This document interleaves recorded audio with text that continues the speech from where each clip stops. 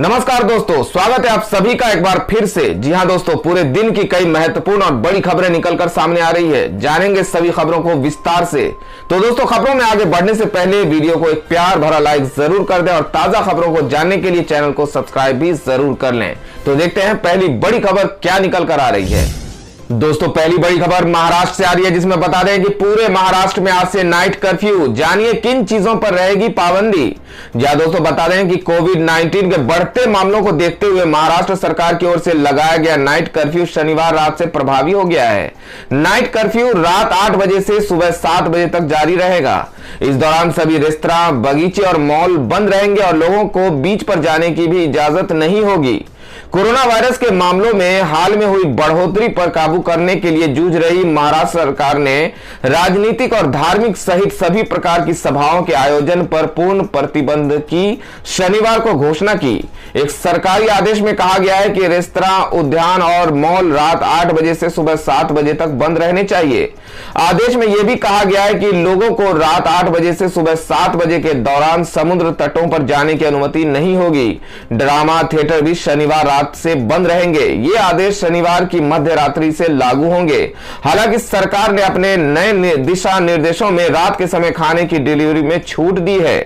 आदेश में कहा गया है कि रात 8 बजे से सुबह 7 बजे तक 5 से अधिक लोगों को इकट्ठा होने की अनुमति नहीं होगी। उल्लंघन करने पर प्रति व्यक्ति 1000 रुपये का जुर्माना लगेगा।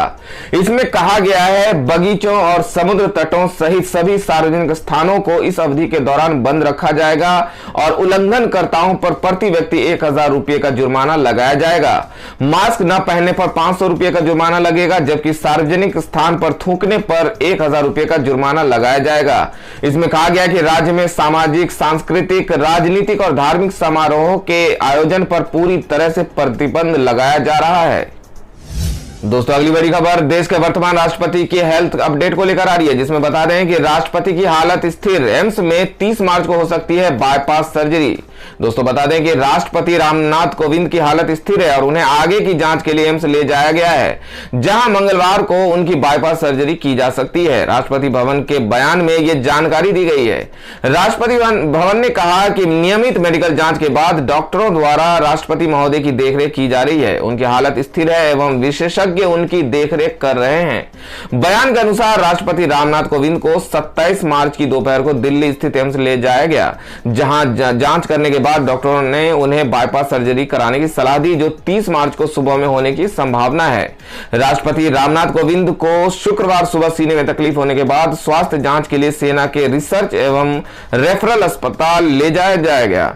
अस्पताल के मेडिकल बुलेटिन में कहा गया है कि राष्ट्रपति रामनाथ कोविंद की हालत स्थिर है और उन्हें आगे की जांच के लिए अखिल भारतीय आयुर्विज्ञान संस्थान एम्स रेफर किया गया है। राष्ट्रपति भवन के ट्वीट में कहा गया कि नियमित मेडिकल जांच के बाद डॉक्टरों द्वारा राष्ट्रपति महोदय की देखरेख की जा रही है। उनके स्वास्थ्य के विषय में जानकारी लेने वाले सभी शुभचिंतकों के प्रति राष्ट्रपति महोदय ने धन्यवाद व्यक्त किया है। रक्षा मंत्री राजनाथ सिंह शुक्रवार को राष्ट्रपति के स्वास्थ्य की जानकारी के लिए सेना के रिसर्च एंड रेफरल अस्पताल गए थे। अगली बड़ी खबर निकल के आ रही है महाराष्ट्र सरकार की गठबंधन में कलह। कांग्रेस ने कहा कि शरद पवार के प्रवक्ता बन गए हैं संजय राउत। दोस्तों, बता दें कि महाराष्ट्र सरकार में राजनीतिक हलचल कम होने का नाम नहीं ले रही है। कांग्रेस ने सरकार में शामिल होने के बाद भी शिवसेना और शरद पवार पर निशाना साधा है। इस बयानबाजी के बाद यह स्पष्ट हो गया है कि महाराष्ट्र में गठबंधन से बनी सरकार में सब कुछ ठीक नहीं है। इन पार्टियों के बीच के मतभेद भी खुलकर सामने आने लगे हैं। कांग्रेस के प्रदेश अध्यक्ष नाना पटोले ने संजय राउत पर निशाना साधते हुए कहा कि संजय राउत शरद पवार के प्रवक्ता बन गए हैं। इस बयान की वजह यह है कि संजय राउत ने कुछ दिन पहले बयान दिया था, जिसमें उन्होंने शरद पवार को यूपीए का अध्यक्ष बनाने की चर्चा कर दी थी। उन्होंने शरद पवार की तारीफ की थी और ये बात रखी थी। ध्यान रहे कि फिलहाल सोनिया गांधी यूपीए की अध्यक्ष है। कांग्रेस इस बयानबाजी से नाराज है। कांग्रेस के प्रदेश अध्यक्ष नाना पटोले ने संजय राउत पर निशाना साधते हुए कह दिया था कि शरद पवार के संजय राउत प्रवक्ता हैं, शिवसेना यूपीए का हिस्सा नहीं है। इस तरह की बयानबाजी का उन्हें कोई अधिकार नहीं है। इस मामले को लेकर नाना ने मुख्यमंत्री से शिकायत करने की भी बात कह दी थी। उन्होंने कहा कि संजय राउत की गलत बयानबाजी को लेकर हम मुख्यमंत्री उद्धव ठाकरे से भी मुलाकात करेंगे। कांग्रेस ने यह स्पष्ट कर दिया कि अपनी लीडर के लिए वो इस तरह की बयानबाजी नहीं सुनेंगे। संजय राउत ने दिल्ली में पत्रकारों से बातचीत के दौरान ये बात कही थी। संजय राउत ने कहा था कि अगर आप देश में विपक्ष को और मजबूत करना चाहते हैं तो शरद पवार जैसे नेता को ही यूपीए का अध्यक्ष होना चाहिए। उनका नेतृत्व सभी को स्वीकार होगा। कई ऐसी पार्टियां इसमें शामिल हो सकती है जो इस वक्त न तो एनडीए के साथ है और न ही यूपीए के साथ हैं। संजय राउत ने इस मौके पर महाराष्ट्र के मौजूदा स्थिति का भी जिक्र किया। उन्होंने जुबानी जंग करार दिया। अगली बड़ी खबर दिल्ली से आ रही, जिसमें बता दें कि दिल्ली में मिनी लॉकडाउन। गुजरात सरकार ने राज्य में आने के लिए जरूरी किया आरटी-पीसीआर टेस्ट। बता दें कि देश में एक बार फिर से बढ़ते कोरोना के मामलों को देखते हुए सतर्कता बढ़ा दी गई है। राजधानी दिल्ली में होली और शबे बारात जैसे त्योहारों के मद्देनजर मिनी लॉकडाउन लगाया गया है। दिल्ली सरकार की तरफ से नई गाइडलाइंस भी जारी की गई है। वहीं अब गुजरात सरकार ने भी राज्य में बाहर से आने वाले लोगों के लिए आरटी-पीसीआर टेस्ट अनिवार्य कर दिया है। देश में महाराष्ट्र, पंजाब, छत्तीसगढ़, कर्नाटक और गुजरात में कोरोना के मामलों में काफी तेजी देखने को मिल रही है। राजधानी दिल्ली में भी लगातार तीसरे दिन 1500 से ज्यादा नए मामले सामने आए हैं। एक्टिव मरीजों की संख्या 27 दिसंबर के बाद सबसे ज्यादा हो गई है। पिछले साल 27 दिसंबर को दिल्ली में एक्टिव मरीजों की संख्या 6713 थी। अब मरीजों की संख्या 6625 हो गई है। दिल्ली में पिछले 24 घंटे में 10 मरीजों की मौत भी हो गई है। दिल्ली सरकार ने नई गाइडलाइन जारी करते हुए शादी समारोह में अब अधिकतम लोगों की संख्या घटाकर 100 कर दी है। ये नियम बंद जगहों पर होने वाले कार्यक्रमों पर लागू होगा। खुली जगहों पर होने वाले विवाहों में 200 लोग इकट्ठा हो सकते हैं। अंतिम संस्कार में 50 लोग ले सकते हैं हिस्सा। दिल्ली में अगले आदेश तक अंतिम संस्कार और उससे जुड़े अन्य कार्यक्रमों में अधिकतम 50 लोग हिस्सा ले सकते हैं। साथ ही सरकार की तरफ से कहा गया कि थर्मल स्कैनिंग, हैंड वॉश या सैनिटाइजर के बाद ही लोगों को प्रवेश दिया जाएगा। गुजरात में प्रवेश पर जांच अनिवार्य है। झारखंड, कर्नाटक, राजस्थान समेत कई राज्यों के बाद अब गुजरात ने भी 1 अप्रैल से राज्य में बाहर से आने वाले लोगों के लिए आरटी-पीसीआर टेस्ट अनिवार्य कर दिया है। गौरतलब है कि देश में कोरोना संक्रमण की दूसरी लहर देश में तेजी से फैल रही है। शनिवार को जारी आंकड़ों के अनुसार एक दिन में 62,000 से अधिक मामले दर्ज किए गए हैं। साथ ही 91 लोगों की इस दौरान जान गई है। हालांकि देश में टीकाकरण का कार्य भी जारी है। 16 जनवरी से शुरू हुए टीकाकरण अभियान के तहत अब तक लगभग 6 करोड़ लोगों के टीके लगाए जा चुके हैं। सरकार ने फैसला लिया है कि 1 अप्रैल से 45 साल से ऊपर के लोगों को भी वैक्सीन दी जाएगी। दोस्तों, खबरों पे आगे बढ़ने से पहले जान लेते हैं आज के माइंड क्विज के सवाल को। दोस्तों, आज का सवाल है, आपको बताना है कि देश के प्रथम राष्ट्रपति का क्या नाम था। सही जवाब देकर आप जीत सकते हैं एक शानदार उपहार। तो दोस्तों, बढ़ते हैं अगली बड़ी खबर की ओर।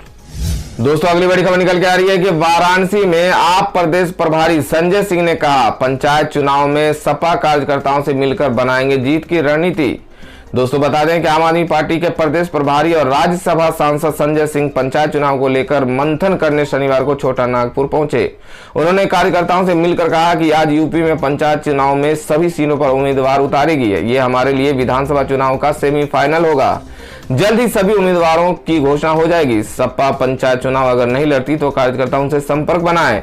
संजय सिंह ने कहा कि सपा इस बार शायद अपना प्रत्याशी नहीं उतार रही है। कार्यकर्ताओं से कहूंगा कि आप लोग स्थानीय स्तर पर सपा के लोगों से संपर्क करें, उनको अपनी जीत के लिए बात कर समझाएं। दिल्ली मॉडल के साथ उत्तर प्रदेश सरकार की नाकामियों को जनता को बताएं। हर गांव तक संपर्क अभियान को बढ़ाएं। यूपी में अपराधीकरण अपने चरम पर है। उत्तर प्रदेश सरकार उनके खिलाफ आवाज उठाने वालों पर मुकदमा दर्ज कराते हैं।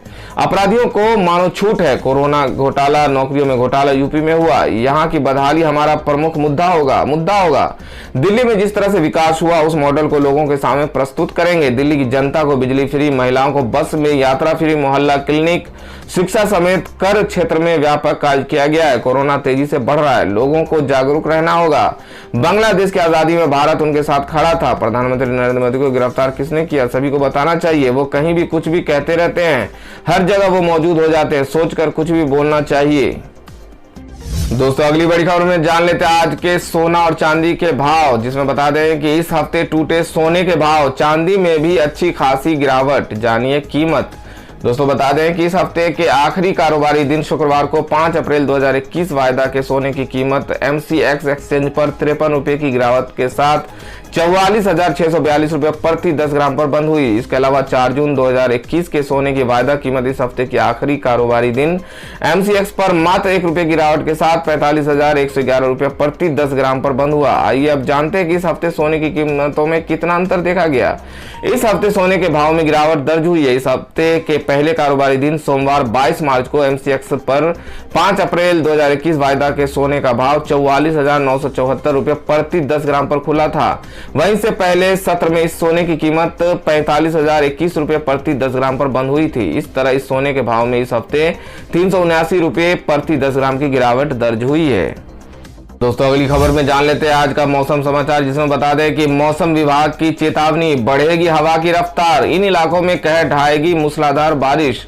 दोस्तों बता दें कि मार्च का महीना है जो मौसम बदलाव के लिहाज से काफी मायने रखता है। पहाड़ों पर बर्फबारी और बारिश के दौरान दौर चल रहा है, जिससे मैदानी इलाकों का तापमान नीचे लुढ़कता जा रहा है। पश्चिमी विक्षोभ के चलते पहाड़ों पर फिर से बारिश होने की संभावना बन रही है। दक्षिणी पूर्वी हवा के चलते संभावना बहुत कम है, लेकिन पूर्वोत्तर भारत में भी 29 मार्च से बारिश के आसार बन रहे हैं। भारतीय मौसम विभाग के चलते ओडिशा और आंध्र प्रदेश में गरज के साथ बिजली और बारिश की संभावना बन रही है। तमिलनाडु, पुडुचेरी और केरल में गरज और बिजली चमकने की संभावना तो है ही, साथ ही तेज हवाओं की भी संभावना व्यक्त की जा रही है। मौसम विभाग के मुताबिक 28 मार्च को जम्मू कश्मीर, लद्दाख, हिमाचल प्रदेश और उत्तराखंड में गरज बिजली के साथ मूसलाधार बारिश देखने को मिल सकती है।